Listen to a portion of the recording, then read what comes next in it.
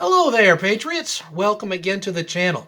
Tonight's video is going to be called No Way, Yes Way, where we're going to be discussing something that seems no way can this crazy thing you're talking about possibly be true, Mr. Watts. But then it's going to turn out this crazy thing actually is true. And the crazy thing we're discussing in this video is the Emergency Powers Clause for the Kentucky governor. It's a law that is called KRS 39A. KRS stands for Kentucky Revised Statute. And earlier today, as I'm recording this, the Kentucky General Assembly had a meeting saying, hey, maybe we should relook at this law because it's giving the governor all these crazy powers. Well, later in that same day, later today, when Governor Beshear was asked about this and them wanting to maybe limit some of the powers that he has, all of a sudden he went from being very Mr. Rogers, as he has been described by others, to becoming very aggressive and really highly agitated. He was irritated that the General Assembly was even discussing wanting to possibly readjust the powers that he has. These broad, and we're going to see, virtually unlimited powers. This was a law we'll be looking at, KRS 39A, that was passed and revised last time back in 1998. Keep this in mind, Kentucky. At that time, the Democratic Party held the governor's position. They held the majority in the Kentucky State Senate. They had the majority in the Kentucky House of Representatives. They had the position of the auditor, the attorney general. Every major position in Kentucky government was held by the Democratic Party. And if you really want to see them go crazy, go back and look at the video for the Interim Joint Judiciary Committee today. It's a 2-hour video into the second hours when they start discussing this law. And you'll notice that almost every single question from the Democratic senators and representatives was very appalled at this idea of restraining the powers of the governor.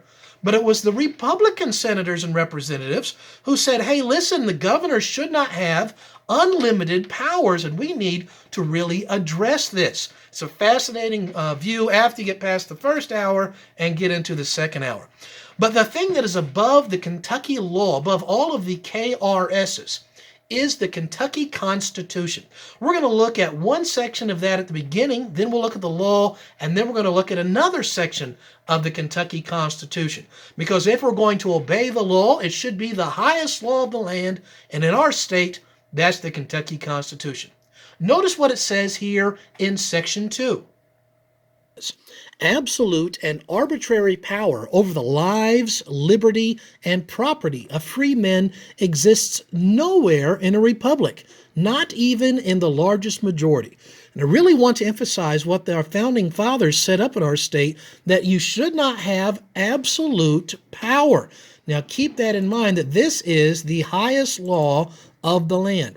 Now with this in mind, let's actually look at these emergency powers that the governor has been given under, well, really he gives himself by declaring an emergency, but the legislative branch has allowed him to have it. This is the Emergency Powers Clause, Law 39A.100. Notice what it says in Section 1. In the event of the occurrence or threatened or impending occurrence of any of the situations or events contemplated by KRS 39A, then it says point 10, point 20, point 30. The governor may declare in writing, which he has done, that a state of emergency exists. The governor shall have and may exercise the following emergency powers during the period in which the state of emergency exists. Now, as it's always happened in all of Kentucky history up until this point, the length of the emergency has been a very limited time event. However, with this virus, the governor now has declared the entire state the scene of the emergency, and he's already had these emergency powers for months, and it looks like that we're going to have this virus and have to deal with it for a year or more, and so he could have these emergency powers literally for years, which is not at all what was ever intended. But then notice it says these are the powers, these following things are the powers which he is going to have. So notice what it says in paragraph C. This is the power he has to seize or take. And then notice what he can seize or just take. All means of transportation. He can take every car, every bus, every motorcycle, a bicycle if he wants, all means of transportation in the state and all means of communication. If he wants to take your computer, your phone, your TV, he is legally allowed to do that under this law. Notice what it says in point 2. He is allowed to seize or take all stocks of fuel of whatever nature. Any fuel for your house, for your car, anything he can take. Number 3, he can seize or take all food, clothing, equipment, materials, medicines, and supplies. I mean, would you count the money in your bank as a supply? He's allowed to take literally all of that. And then number 4 says he can take facilities, including buildings and plants. He can take your property, he can take your buildings, he can take your car, he can take all of these things under this law. This is absolute power, which should not exist and is in direct violation of Section 2 of the Kentucky Constitution. But this is paragraph C, saying he's allowed to do all these things. But then what can he do with these things after he takes them? Well, the next paragraph, paragraph D of section 1, tells us he may to sell, lend, give, or distribute any of the property under paragraph C. So all those things we just read, he can sell them, lend them, or just give the stuff away of this subsection among the inhabitants of the Commonwealth, and to account to the state treasurer for any funds received for the property. So it's not like he gets to keep all this for himself. He has to do this, and all the money and stuff has to go to the state treasurer. And I don't have a problem with that. I have a problem with him taking it in the first place. This kind of power is absolute power. This is a complete and total tyrant and dictator, a king in every sense of everything here. However, this isn't all that it does. Notice what it says later in this law in section 180, paragraph 2.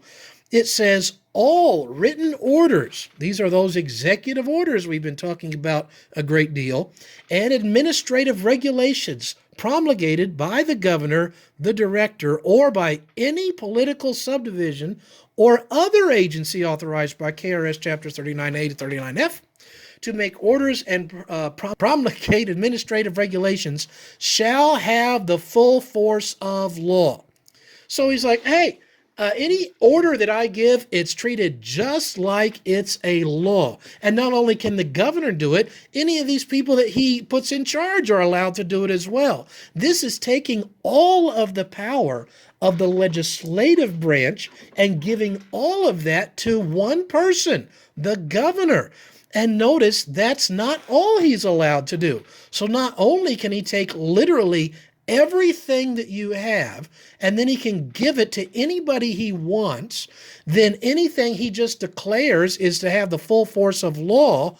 Notice what else it says. It says he can get rid of laws as well. Notice what it says in the second part of this.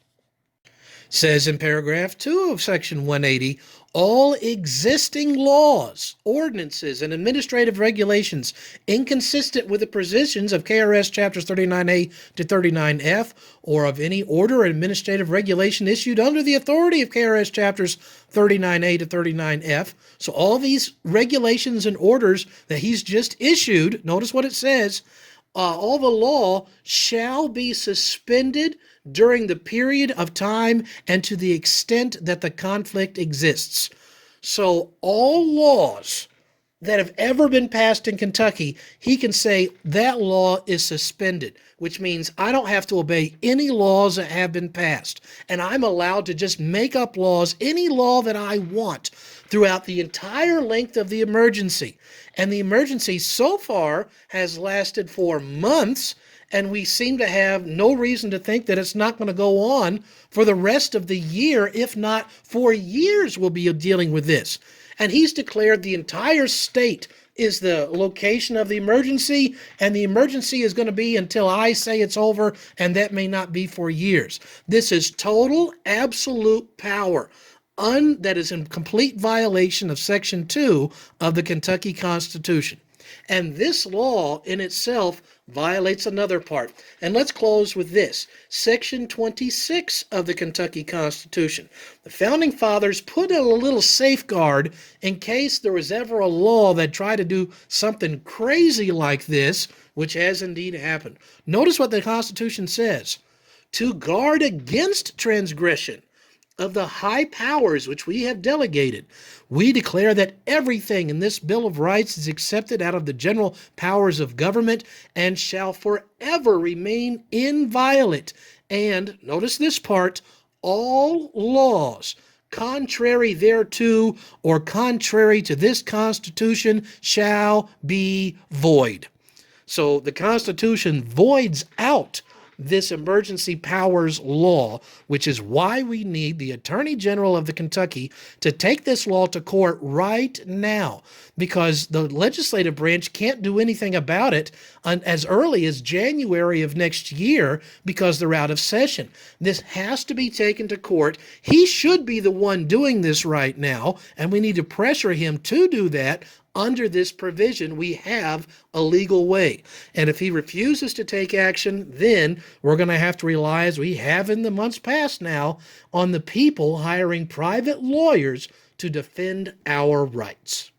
So that is what this law about emergency powers actually says. This is why it's a little bit crazy and needs to be adjusted.